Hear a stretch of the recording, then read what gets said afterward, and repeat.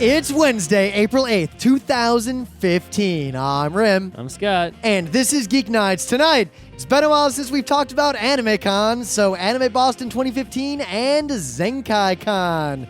The latter of which is technically not an AnimeCon if you listen to the people who want to say that to you. Let's do this. One of the weirdest things that I've ever done in my life is be at an airport, but not be flying anywhere. Why would you go to an airport? Well, I had to go, so I basically signed up for that like global entry thing because I fly around the world a lot, and like my work was like, yeah, it's free, we'll pay for it, just go get it. Mostly I'm doing it to get the TSA. I didn't think you had to do that. I thought you could get checked at not an airport. Yeah, you can. So I signed up, and I filled out all these forms and everything, and then they were like, all right, now you need an appointment in the next 30 days for us to like meet you in person and like check on your shit. Yep. And I go, and there's one at Bowling Green, like right next to my office. And I click find next available appointment slot and June 28th. Okay.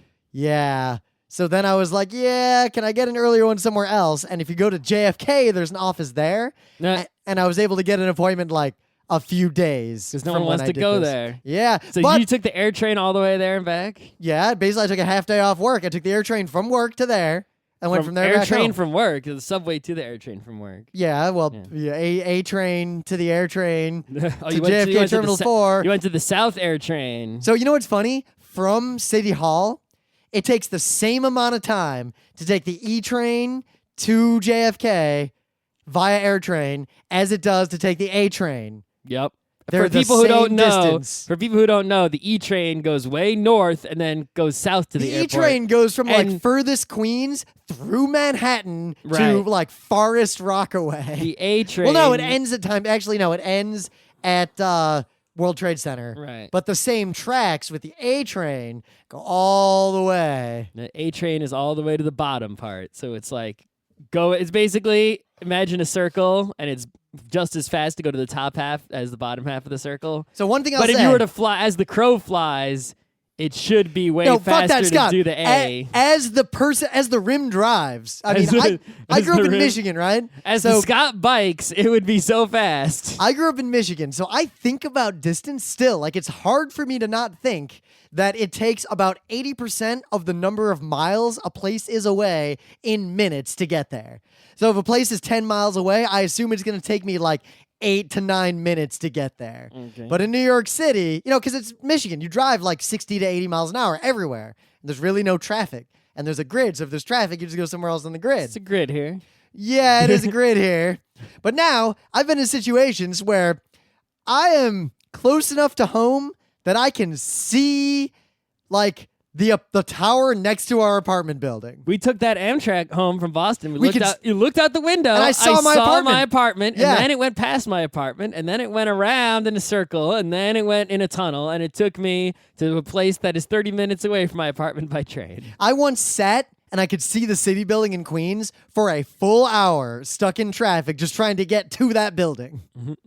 So, yeah, New York. Well, but the tallness of the buildings also has that effect. City building's not that tall. No, but I mean, it's way taller than buildings in the rest of the world. Yeah, that is true. Welcome to Cleveland. Check out both of our buildings. That would be the tallest building in town in most towns. Well, like how we navigate in Boston, we got into the station we'd never been to before. We just looked around. We're like, well, there's the only tall building in Boston. Go that way. Yep.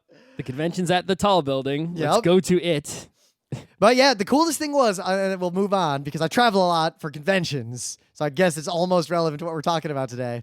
But the people that interviewed me and like did my background check were actual U.S. Customs and Immigration people, not like TSA people. Of course. Good God, does that just remind you of how professional, chill, and just generally cool people who work for the real parts of the government are compared to the people who work for the TSA? The harder the job is to get, the more awesome you have to be to get it. This guy sits me down, and he's like, all right, hand me your passport. Are you a druggie? No, he just doesn't say anything. He's like, hand him your passport. And then he's like, he says nothing. And he starts typing shit. And then he's just looking. He's like, I'm looking through your background. I'm like, okay. And he's like, you ever done anything like really super bad? And I was like, what constitutes bad? He's like, I don't know. I'm just making small talk. The thing already said you're fine. So, and then we started chatting. He's like, so why are you signing up for this? Your work paying for it? And I'm like, yep. And he's like, yeah, pretty much everyone who has this is either rich or their work pays for it. And it was just a really How much money could it be? It's $100 for 5 years. That's not that It's expensive. actually not that expensive. I mean, but the thing is, to make it worth it, right? I mean, it's a hassle to get it. Yeah. But it's a You've hassle. got to fly in and out of a real airport internationally at least a few times a year. It's not worth it. The hassle of checking your passport at the airport takes a few minutes. This takes... Depends. When I've landed at JFK, where the line for a citizen to get in was an hour. Okay, so it takes an hour. So how long did it take to go to JFK, do this, and then come back? Well, I was doing it on work hours, so that was not Zero. lost time. In fact, I just played a lot of Nurshima Hex. Sure, but I mean, let's say it takes half your workday, 4 hours. You have to fly 4 times to save time. I'm thinking of it this way. I'm paying $100 to save at least 40 minutes on the average return from overseas for 5 years. And I fly overseas like 12 to 20 times a year. That's true. You have 5 years to do all the traveling. Yeah, not if I just quit 1 my year. job tomorrow, I've still got it for 5 years. It's true. Yeah. So of course it's worth it. And I didn't waste any of my personal time. I got home earlier than I normally do. Sure. So it was awesome. But yeah, the actual interview took 3 minutes, plus they took my fingerprints.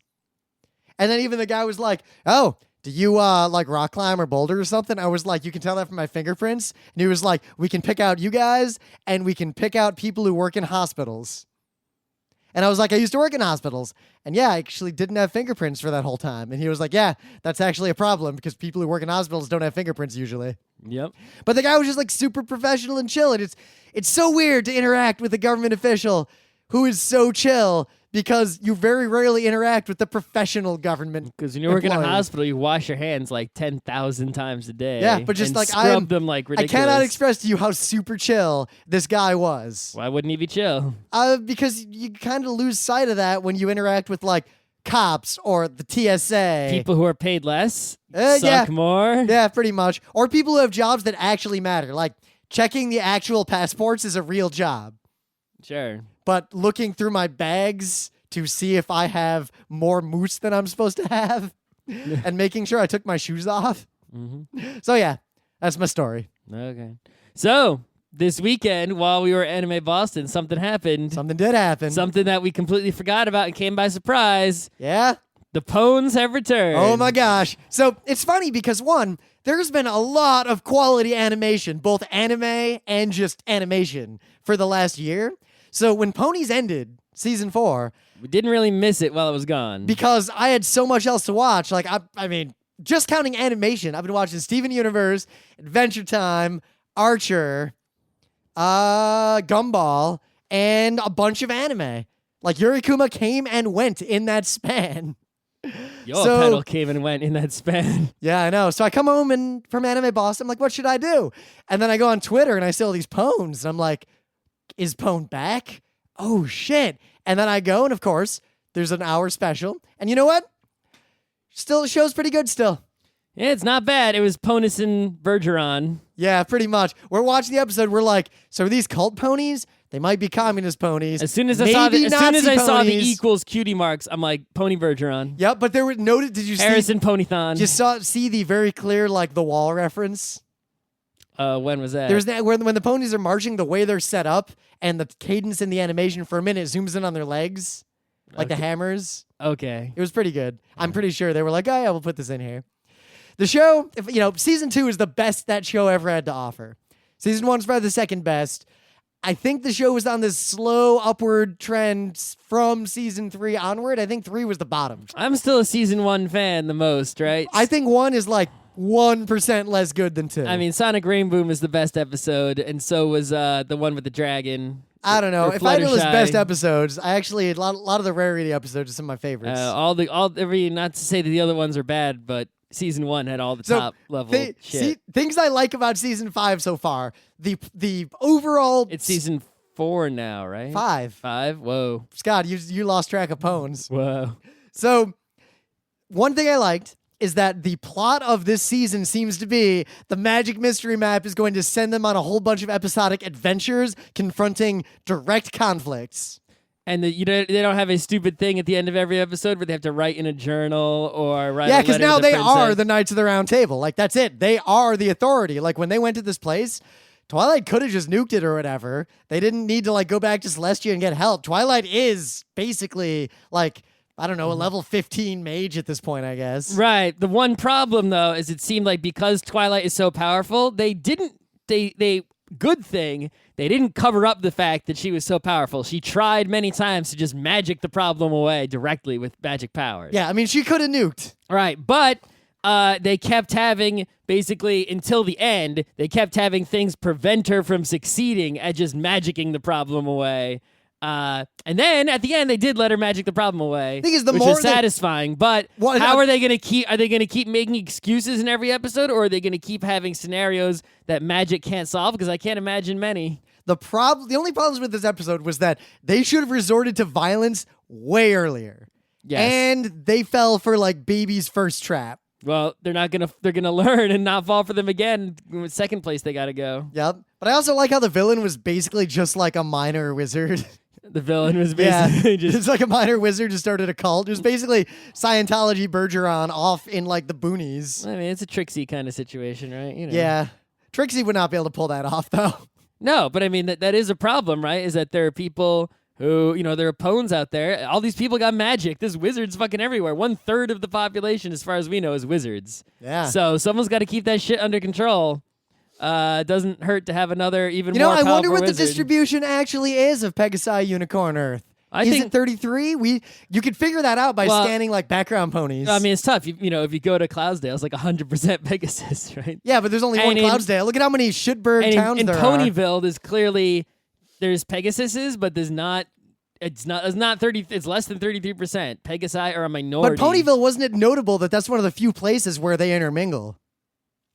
That's true. The capital is mostly unicorns. Yeah. And everywhere else is mostly Earth Pones. Yeah. Ponyville seemed to have, not 33%. It had, more regular Pones, but there's still plenty of unicorns and, enough Pegasi in Ponyville. But I'm enjoying the fact that it's the Knights of the Round Table going on constant adventures, probably. Spike's pretty much not going to be around for a while. Well, I'm sure that it'll tell them to go to, in like the later episodes, it's going to tell them to go to Ponyville, like, whoa, or it's going to tell them to I go hope the to the stories Crystal Kingdom or tell them to keep go. taking them far enough away to where they cannot easily go back home. So it's kind of like the Horatio situation. The reason the Horatio Hornblower stories work is because a ship captain in the British Empire was basically the god of his ship, and him and his officer just had to deal with whatever the fuck happened out there. It's like, yeah, you want to go back to Britain and get help or cannonballs? That's like a month or more journey. Like, you can't just leave.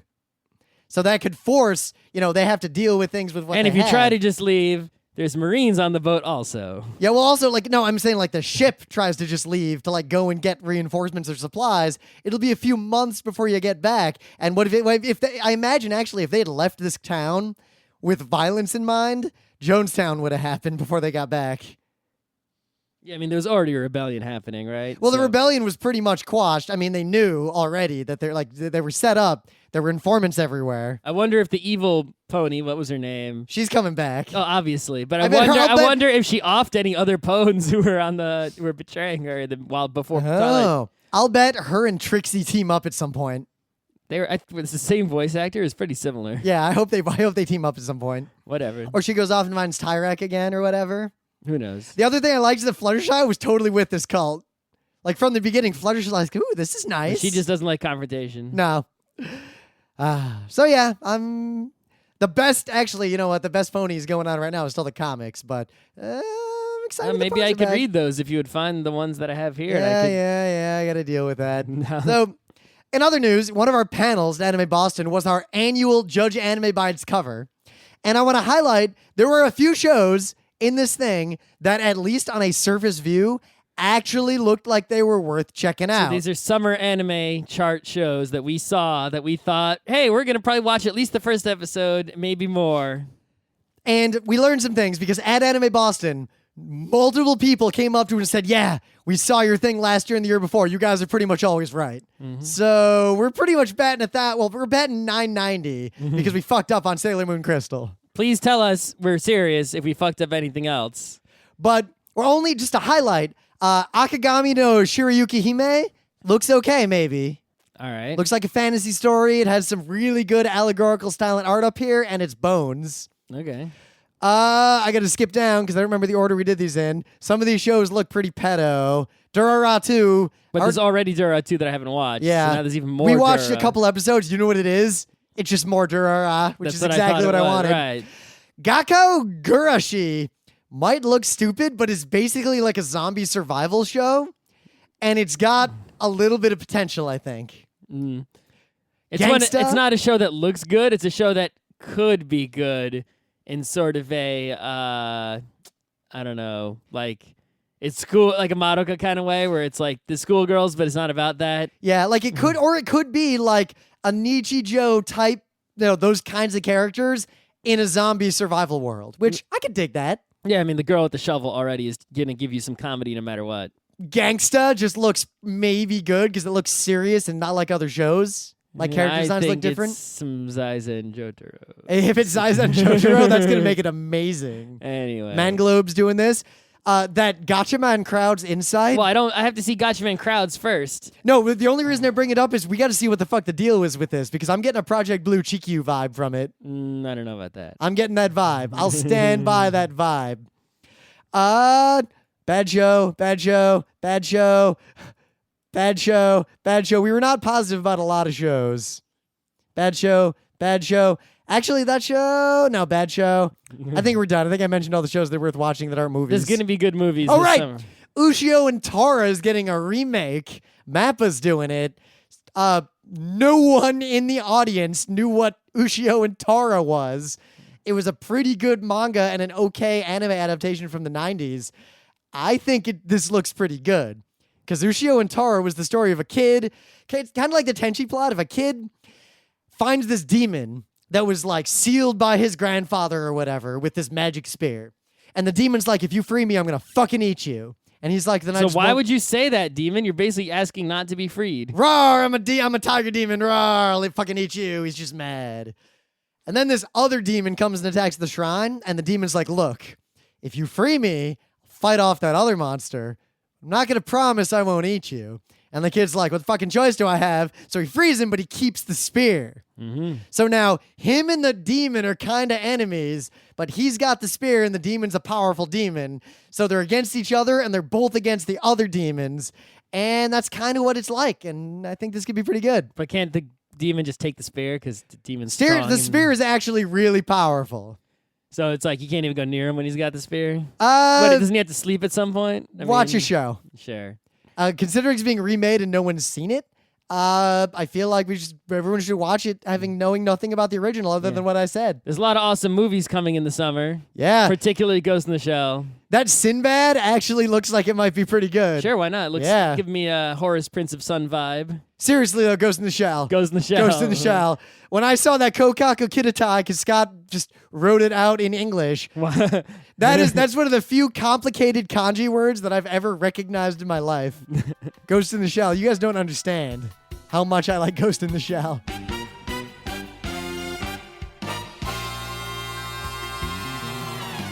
But anyway, things of the day.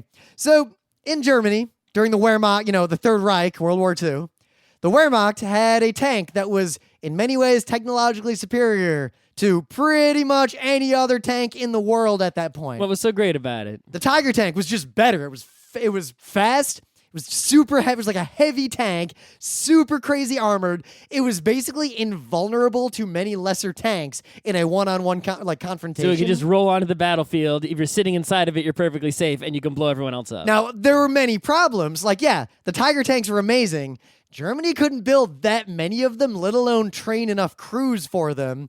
And because they were so technologically advanced, they required a lot of complicated maintenance that became increasingly difficult as the war went on. So yeah, they had a few thousand Uber tanks. I always but wonder, right? America had millions of shitty Shermans. Well, not millions, but so many Shermans. We lost 10 in that battle, but you lost your one Tiger tank. We came out ahead. I always wonder, right? What if Hitler was still Hitler, but minus the genocide part? He was just okay with all the people who lived in Germany and still tried to take over Europe. Would have been but hard because basically- one of the main reasons he reduced unemployment was by kicking all the Jews out of all their jobs and giving those jobs to non-Jews. Right, but he would just employ the Jews, give them jobs making tiger tanks. Just everyone in Germany, I don't care who you are. So you realize we're going to work together and be fascist. Do you know and take over Europe? How many assassination attempts there were on Hitler by people who were like, we want to be fascist Nazis, but we need to cut down on the genocide and not invade Russia.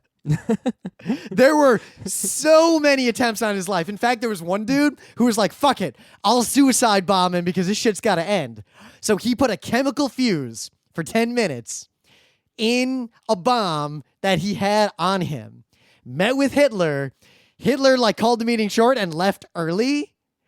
And he had to run to a bathroom and defuse the thing. The same bomb was then used to try to kill Hitler again. It was put on a plane with him, I guess, and it just fucking didn't go off. Right, but I'm saying all the alternate history, what's that guy who always writes the alternate histories? Oh, yeah, Turtle Dove. Right, that guy, and also things like Command and Conquer Red Alert, and these sorts of things are always like, what if Hitler got killed? What if this happened? What if that happened? The good news is... I've never seen what would happen if Hitler was less evil, because I guess no one wants to portray Hitler as less evil, but maybe you could just do the story as Hitler got killed. Hitler and Hermann Goering, because more I've been reading a lot about World War II. And Jew-liking fascists ran Germany instead, and they took over Europe. And what's interesting, though, history. is so there's this two-sided view of the German military during the Wehrmacht, because on one hand, they were the troops that were the stormtroopers were so technologically and tactically and just materially advanced compared to the armies they were fighting. But the rest of the army was actually still horse-drawn, non-mechanized, shittier than much of the rest of the world. So it's a complicated, but anyway, it's not the World War II show. Anime otakus are usually military otakus, so there you go. That is true. There you go. What was that one show for summer that's basically a member of the military? Scroll through and find it. Who is also an otaku, gets transported to a fantasy world. It's got a military guy right in the middle of the picture. And he uses his fantasy and otaku and military knowledge combined to save the day. I already give up on it. That's it. There it is. Gate. Jeitai Kanochi Nite Kaku Tatakairu. Some crazy Japanese Fuck name. this show. Anyway. Yeah, so it's basic. It's the Tiger Tank was notable for another reason. The Tiger Tank. I thought we're done with military fanboy parts. This is my thing of the day. Oh. My thing of the day is this thing. The Tiger Tank had possibly the best user manual ever written for anything up to that point in the world. Yes. It's in German. Okay. The Tigerfibel. The Tigerfibel? Or Tiger Primer. The Tigerfibel has cartoons in it. It has racy humor. There's these characters and comics and poems. Were they trying to copy Will Eisner's service manuals? So basically the idea was that this thing had to act they expected everyone who ran a Tiger Tank to actually fucking read this thing and know how to run the Tiger Tank really well. The Tigerfibel is an amazing work to behold. Just check this shit out. And if you're ever have to write technical documentation, kind of like how, Anime News Network, the corporate or sponsored type media, the Twitter accounts that succeed, are the ones that are kind of real and funny and snarky and just, tell you like it is. The Tigerfibel was that. This shit is amazing. And it was so successful that then later they made the Pantherfibel for the Panther tanks. Mm-hmm. And many people who write about it make a point of saying this was actually written for and approved by the Wehrmacht. This is official. Mm-hmm. It's amazing. If you like that sort of thing, you should check out Preventative Maintenance Monthly, which is when Will Eisner was in the military. Oh, I think we made that a thing of the day at one point. I mean, Will Eisner basically made this monthly, effectively comic book magazine that told you had a preventative, all about preventative maintenance of U.S. military equipment during the war. And it's that's not bad, but it's not as doesn't have a good name as the Tigerfibel. The Tigerfibel is the Tigerfibel is no Will Eisner. There's a lot of naked ladies in it too, which is pretty. You didn't think Will Eisner ever drew a naked lady? No, I'm just saying the Tigerfibel is pretty. Has a better name. Just check the Tigerfibel out. So you got a thing of the day? I do. So we usually, we're not big fans of the violent real world sports here. It's not like we're following the MMAs or the boxing or anything like that. But So I guess I love how the unstated assumption is that hockey and football are not violent. they're not just about violence, right? They just have violence. True. Modern hockey is not about violence. That's correct. That is true. And Olympic hockey is the best hockey, which is very devoid of violence. But there was an era of hockey where violence anyway. Yeah, thanks, Philadelphia. Yeah. All right, so, but sometimes there is a notable occurrence in the violent sports, especially the MMAs. And when there is, it spreads around the internet to the eyeballs of people who can appreciate it, which is almost everybody. So this can be appreciated by everyone. Some 62-year-old dude is in this MMA fight against a much younger individual. It doesn't seem like it's some sort of major big-time fight, but it's not small-time. That's like a real deal ring, not some backyard junk place. There's real people watching. This is like, it's almost like us at a convention panel compared to famous person at San Diego Comic-Con, if that, Yeah. So, 62-year-old dude fights much younger dude in MMA, and I'm guessing you know what the result is. Otherwise, this wouldn't be a thing of the day World now, would star. World star. If the 62-year-old dude just got the shit kicked out of him, we wouldn't be discussing it because it would just be horrible. In the meta moment, the book club book is still Watership Down. It is a story about rabbits. Also, you should totally check out our other show, Geeknights Presents Shoujo Kakame Utena. We did a panel at Anime Boston where we talked about analyzing anime, and we used Utena as our example. It was crazy popular, the panel. People really, really liked it. Every panel was too popular. Yes. The one we did at midnight 30 had so Why many did anyone people show up. I was hoping no one would show up so I can go to bed, but they showed up. Most of the panel was Scott every few minutes being like, it's 1:30. What the fuck are you still here? Jesus Christ. I gotta go to bed. I'm still feeling it from then. Yeah. I need to go to bed. But all we did in this panel at the end was watch 3.5 minutes of footage from Utena and pause it periodically and point things out. Constantly after every single line of dialogue, right? Yes, because the show is that thick. This show is us doing that for every single fucking episode of Utena. And this is a really good thing we're doing. And if you've never seen Utena and you listen to Geek Nights Wednesdays, that's seriously. One of our friends just started watching Utena recently. What the fuck? Yeah. And two, if you've seen Utena... So late to the party. This show's in the early 90s, guys. Yeah, next thing you know, people are going to be like, Odoru Daiso Sasen, what's that? Oh, my God. And also, a lot of people came up to us, enough people to where, it's notable. Well, a lot. So, maybe 3 or 4 people pointedly said that they saw the panel we sent to Anime Boston on that DVD when PAX and Anime Boston were the same weekend that one time. They saw it at Anime Boston. They finally met us in person. They wanted to thank us for showing them the way in terms of how shitty panels can be and how to not be that guy. Mm. So, yeah, watch our shit on YouTube. We're fucking awesome. Also, this weekend... You like that lack of humbleness? No.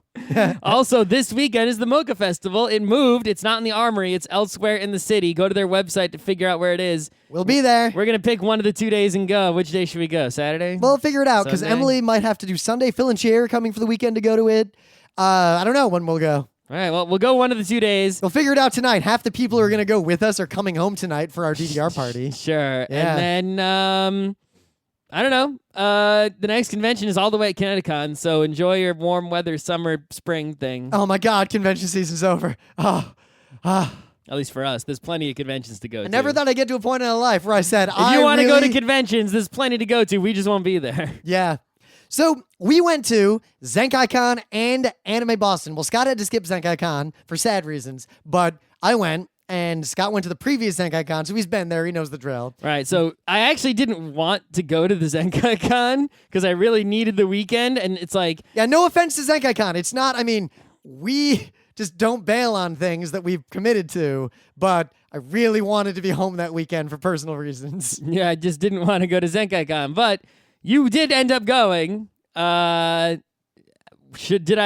I could have gone, would I have wanted to go? You would have had a good time. It was interesting because, we go to a lot of cons And there's kind of this, this is sort of a episode more for people who've listened to Geek Nights a lot, because we used to go to a lot of anime cons, very few gaming cons. There weren't that many gaming cons. The only gaming con that we started going to is PAX. It just happens to be that there's like 4 of them. And we fucking loved anime cons. And we went to a lot of anime cons. Most of them. And what happened was we went to one PAX. We came home and we were like, wow, anime also cons MagFest. are almost all shit. And we went to MagFest. We're like, wow, yeah, anime cons and most gaming cons are shit. All right, the big problem that anime cons have in general is not that they're bad. It's that if you are not a person who can find something to enjoy and do during that whole weekend that you're there, you spend a lot of time doing nothing. Whereas at a gaming con, you can always bail to tabletop. Yep. So this is something that happened. Or other gaming areas, PC, console. There's another factor. Any con is fun if enough of your friends go and they're actually your super close friends that you would like hang around like late at night in your own hotel rooms with. Mm-hmm. Like your friends you've known for more than 10 years. You don't even need the convention for that. So, yeah, but it gives you context, because the thing is, hanging out at a con means you all hang out and make messes, but you're not in anyone's house where those messes have to be cleaned up. So consider, an artist alley, right? Okay, so I go to a con by myself. I go to the artist alley. What can I do there? I can buy stuff and look at arts. If I have a person with me, now I can increase that enjoyment. Hey, Scott, oh my God, look at that art right there. Look at that And then thing. if there's like a third person who saw the artist alley without us, they're going to come up to me later like, did you see that thing? It's like, no, I missed that thing. Oh, shit, man. Oh, I guess you better go back and look at it because we totally missed it, right? Oh, I bought Zenkaikon. you this thing. Oh, I bought you this.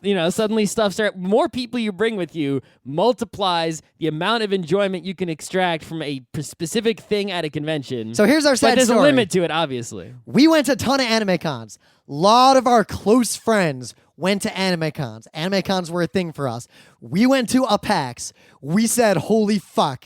The next year, we got a bunch of our friends to go to a PAX.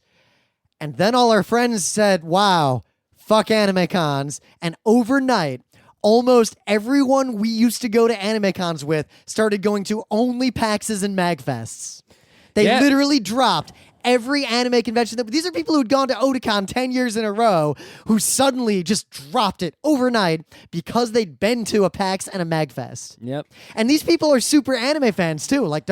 They're watching anime all the time. Every season watching anime. They just don't go to anime cons. Right. So now, if I go to an anime con, we have friends there. Like in Anime Boston, we had a bunch of friends. There were a lot of people there that we knew who they were, and they knew us, and we ate together and hung out and spent time together. But our crew, the crew of people I've gone to cons for 10 years with, was not there. Mm-hmm. So all the time between hanging out with those friends, con friends, and running our panels, there's maybe 2.5 hours of content total that are worthwhile to us, other than Mike Tool's stuff. Yeah, walk around the dealer's room once. Yep. Mike Tool had 2 panels. He went to one of them. Yep. Walk around the artist alley once. Walk around the convention once. And do our panels. But meanwhile, Zenkaikon, the core crew went. Our core crew was there. Because some of them are running it. Yes.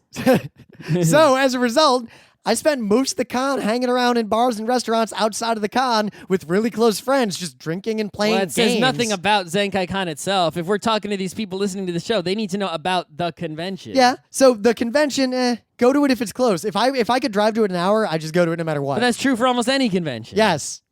And I'll probably go next year because I actually had a really good time. Mm-hmm.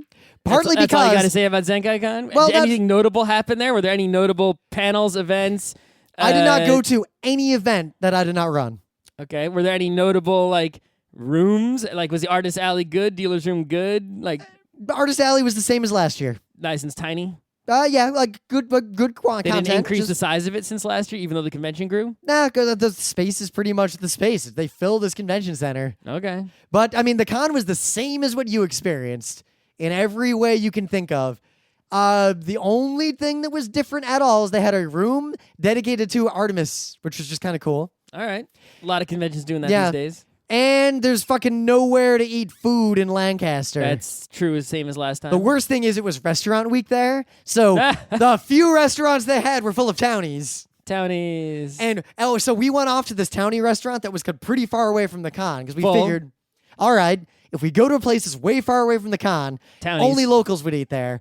How could it be full? We went there. Full. It wasn't that full. Oh, disgusting. But the owner really didn't seem to want to let us into his restaurant. Like, he was really grumpy and surly and was like kind of trying to passive aggressively make us go away. Okay. And then Do you as not we want more money? So then as we walked out, I saw a big sign, and the sign said, "No cell phones, no cussing."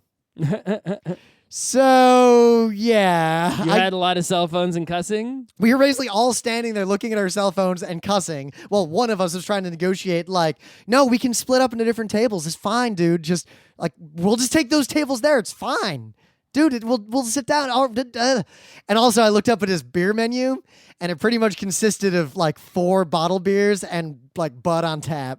Okay. So, yeah. But here's the notable thing about Zenkaikon, because this is all... The things that are notable about Zenkaikon this year are the same things that were notable about Anime Boston. The academic and for real panels are having a huge uptick in terms of people going to see them. Okay. That's nice. Because you saw that Anime Boston, like Mike Toole was like, my 10 a.m. Friday panel was full. And we were like, yeah, our like mid 11 at night panel on Friday is full. Like, people are being turned away. Mm-hmm. Like, the panels that were actually good with good content, full. Yep. And that has not been the case previously at anime cons for us. Like, this is a trend now. Right. So let's talk about Anime Boston, which I did go to. Yes. Right. So Anime Boston had problems. I'm talking about just the convention, not our personal deal of going there without people. Yeah. Right? The convention itself, the way I see it, it did an amazing job within horrible conditions. Yes, right? like Boston basically fucks Anime Boston over. Like, Boston hard. is doing everything it can to hurt Anime Boston. It's like the security thing is just as awful as it was before, right? And it's very telling how much worse it is for AB than it is for PAX, because PAX has the clout to force Boston to back off a little bit. Anime Boston They still can't force them to back off enough. But they back off more. Sure.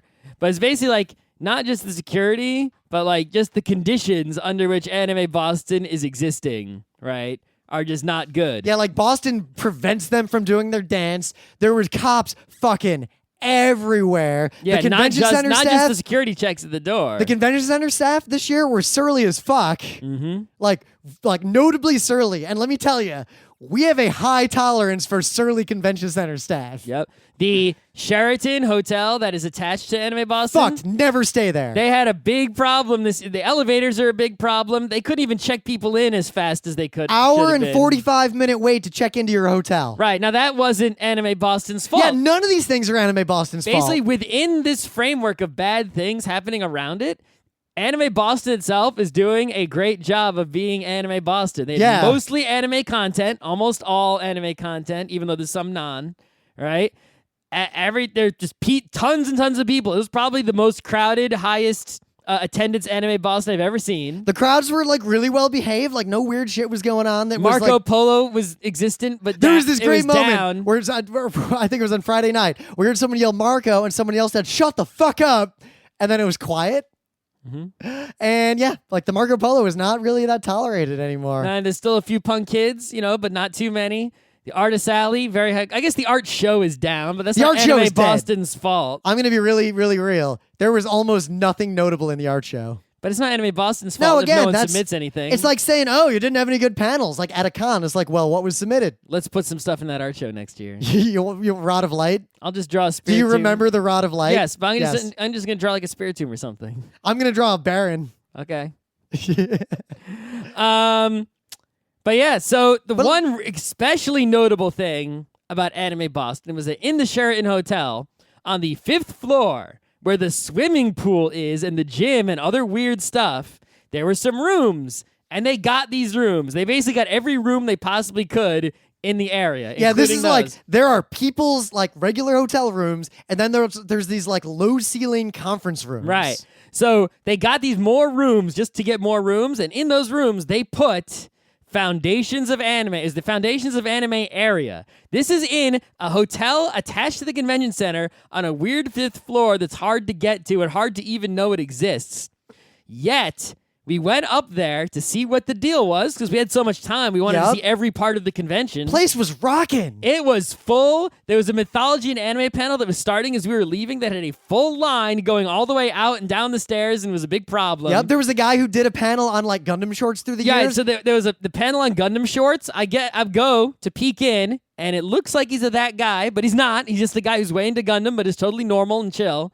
And he's showing these Gundam shorts that are all amazing, many of which I hadn't seen, only one of which I had. What was he doing? He was explaining what their deal was and giving context and knew what he was talking about. There were some Gundam fanboys in the crowd, but most were not super fanboys, and the room was mostly full in this weird area, and it was pretty terrific. And the panel next door looked great too. I just wasn't 3 years into ago, it. if you had told me this was going to exist at Anime Boston, I would have said, that's a bad idea. One person will find this place. I am so happy that people were up there. And the people who were there, it's kind of like at PAX. Go over to the panel rooms where like game design stuff is going on. Very different crowd from the kinds of people who are in the expo hall. And Anime Boston, the kinds of people who are in this area were our kinds of people. Do you know how many chill conversations we had with strangers, the likes of which I cannot have with strangers in other parts of anime cons? Yeah, the hotel's like little office-y area was also there. So I was sitting in one of the office-y chairs next to the rent-a-computer that I wasn't using. Yep. And it's like there's people hanging out there like eating lunch, and they had seen our panel and they were totally chill. They chatted us up. Yeah, like, oh, hey, you guys did that panel on that. That was super awesome. I just wanted to say, I don't want to intrude, but you did a really good job. And they walked away. And I was like, that's what happens at PAX's. That's happening at an anime con now. Yeah. It's like Anime Boston is like totally rocking just within these bad conditions of stupid hotel and stupid Boston. Yep. And like seriously, I'll go back. Yeah, our panels like filled, standing room only, people being turned away, people exceeding the fire code and like going nuts. It's like I think I want to go back and just do way more panels. I'll submit as many panels as because we have to do at least 4 because of the panelist thing. Let's submit like 6 or 8 or something. I will do as many. As long as a bunch of them are easy to do and they don't get scheduled for 12:30 to 2. I was fine with that because a lot of people came. I was not fine with that because I didn't go to sleep. Well, we didn't have any panels on Sundays. If we get a 12:30, if they'd given us the schedule earlier, I could have gotten a later trip home and slept in, and then been fine. We could have gotten a later trip home and slept in if we weren't just paranoid and had gotten up way too fucking early on Sunday. Yeah, well, I mean, if we do 8 panels, maybe some of them will be on Sunday, so we'd have to, go leave late on Sunday. So I've realized now I will continue to go to cons like Zenkaikon because my core friends will get drunk with me and hang out. But any convention, no matter how shitty, if you got friends there, is okay. And I will continue to go to anime cons because the only problem is, other than like Mike Tool's stuff and that Floor 5, we didn't go to any panel content except the things. Usually we go to the concert, but the concerts this year were Lisa, who I don't know if she's good or not, but she basically does anime theme songs, and they're not animes I know, so I didn't care. And Frontalot, who I've seen 6 or 7 times. I know, I've seen Frontalot so many times. I think at this point, I may have seen MC Frontalot more than any other musical act on Earth. Because he just goes to all the same conventions that we do. I may have seen Paul and Storm more times, technically. Maybe. You did see them a time when Frontalot was not there. Yes. And I have skipped Frontalots in the past just because his concert was on the day I didn't want to go to a concert at a PAX. It would be tough to count. Yeah. Oh my God. Well, considering I realized, if you add in the times that I saw Frontalot, like he is having a concert and I was there, but I didn't actually like stand at the concert. Oh, like the CES? Right. No, It wasn't CES. It was like fake CES in the Javits or something. Oh, what was that called? I know what you're talking about. Yeah. And it's like I was just walking around looking at the booths and then leaving, and Frontalot was just like there doing his thing. This is before I ever went to PAX. And like 6 people were watching him, but he was acting like it was a full crowd, like he should, like you do, because he's pro. And I just saw him from afar, and I'm like, "Is that Frontalot? I guess it is. Wow, that's sad. He's rapping to nobody. Aw, that's all right." I listened to him for like a minute and then kept walking. But yeah, the only reason that we want to talk about these cons. Oh, here's the other weird thing we noticed, and Scott, you'll back me up on this, and I will say this is 100% true for Zenkaikon too. Fursuits, like full on, I am a furry with a capital S fursuit. way up. Like there is a trend that is exponential. I don't want you to be imagining that it's like 25% fursuits, right? No, but it is like usually when you 120% increase in fursuits. Right. Usually when you go to a con like this, like you go to MagFest, there'll be like 2 fursuits, and you see the same 2 going around. Yeah. You go to ConnectiCon, it's like 5 fursuits, and you see them because they stand out so much. They're so big. You see them, and then you can recognize them when you see them again. So it's very easy for anyone who goes to a convention for the full weekend. If you move around and don't stay in one spot, you have a pretty accurate count of unique fursuits. I think there were more than 40 at this Anime Boston. I can't tell. There was a number that was quite significant to where I did not see like the same one twice very often, and I was rarely in a place where I saw 0 at a time. Yeah. There was usually one like in every place that you were. So this is what we wonder. Why? And we're not saying like I don't care, like it's cool because the thing is they're really high quality too. I wonder is a full body fursuit is rarely low quality. It's not easy to make one. But they used to be rare to see. So I'm wondering, I have a few theories. Either one, furry cons are going the way of sci-fi cons, meaning the way of guy trying to blow up the con. Yes, astronomicons, meaning everyone there is 48 years or older, obese, and a pedophile. Mm-hmm. Maybe young, cool art kids are like, they go to one, like people go to one sci-fi con, and they go, oh shit, and then they never go back, but they've got this fursuit, so they go to the anime con. Like, maybe they're just going to anime cons now. Maybe those cons are just all exploding. Disappearing, collapsing. Who knows? Maybe young nerd kids just don't care about their nerdery being out there anymore. I'm sure the listener is intelligent enough to speculate on all possible reasons for an increase in furrydom, and we don't need to just tell them the speculations they could make on their own. I don't know. I'm curious, though. I want you guys to tell us your speculations. Right. I do. I want to hear speculations that I haven't thought of, but also I want to hear some, anyone with knowledge of... I know there are people who listen who have furry knowledge. Is furry up? I need to know the furry weather report. Yes, because it's the tide is rising in the harbor right now on nerdery in general. I can see that it's raining more now, but that doesn't tell me about tomorrow's weather. Yeah. Right? But so look at this. So there's the con weather report. Anime con weather report. Anime Boston in particular, I can't say this about other anime cons, has consistently been getting better and better and better over everything it has control over. The Anime Boston staff every year make things better, and the con is on this upward trajectory. Anime con attendees across the board are on an upward trajectory of being more interested in the academic, good content, less interested in the bullshit. Well, even if they're not overall more interested, there are more people who are interested such that those panels and things fill up or are very crowded and well attended. Because it's not just that everything was filling, because we kept peeking our heads in on all the other panels. Yeah, we went to there was a panel before us, which is a very nice, well done generic cosplay, like how to be a cosplay business person this girl was panel. super pro. Yeah, but very poor attendance. Like 12 people are in the audience. Yeah. And basically, universally, most of the panels we looked in that weren't like Mike Toole, mostly empty, meh. Mm-hmm. But yeah, all the academic stuff, super full. So rising tide there.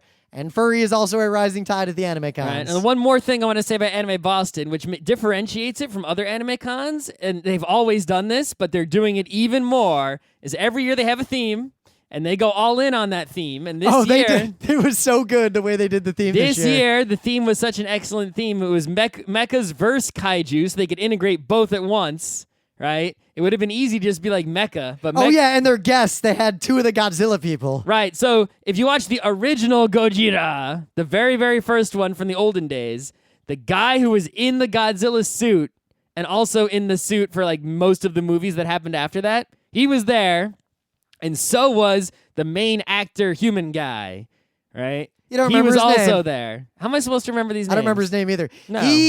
When I'm his age... The main human character from the original Godzilla, who was also in some other Godzilla movies, he was also there. He was wearing this amazing suit. He was like Japanese Mr. Hollywood. Yes, and the first question, his answer was basically... It was all about Japan being nuked and the dangers, like the nuclear horror. It was just a great answer. Also, I think he's sexually attracted to Mothra. So am I. So we have something in common. Yeah. Like he was joking, obviously, but it was funny to see how he joked about Mothra and the audience laughed, and then he just kept escalating the joke, and he got to the point where he started doing it in English just to get even A lot of people had their cameras out for this panel. I'm sure you could find video of it. It was pretty good. Yeah. Yeah, Anime they also Boston, did an autograph signing. Anime They're Boston way old. consistently also does a good job of getting a good mix of guests. Yeah. I mean, who would even think to get those people? But as soon as I realized that they were there, I'm going to fucking see them. Fucking went and stood in line Wait for in that line shit. for that shit. Yeah. Not seeing that again. So yeah, but they always decorate the hallways with the theme, and they do all sorts of stuff with the theme, and all of it was really good. Yeah. As usual. So hopefully we'll see you guys at Anime Boston 2016. Mm-hmm. And I'm hungry. I'm also super hungry.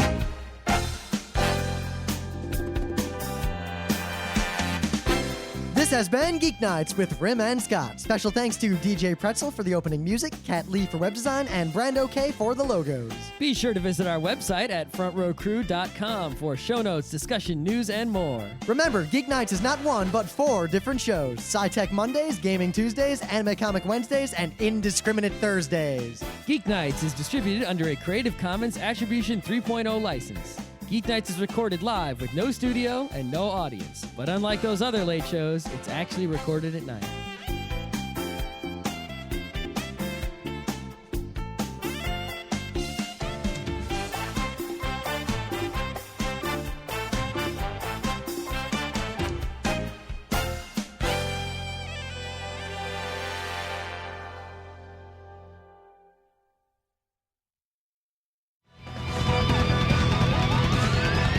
My baby, you don't know how much I love you behind the view. 'Cause always look the front to get to dreaming future. My baby,